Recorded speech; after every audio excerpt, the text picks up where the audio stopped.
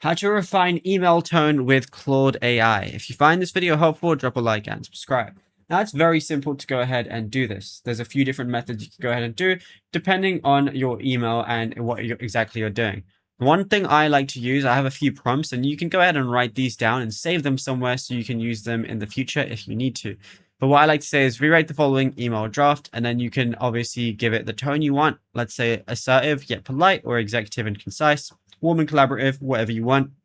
And then you can maintain the core facts, but remove like the fluff. And then of course, just insert your email here. Now, what you could also go ahead and do is, depending on like if you're using quick one-line polish prompts, you can like, let's say your email is too long, you want it to be more concise. What you could go ahead and do is type in something like this. Again, obviously customize these depending on exactly what you want to send and who you're sending it to.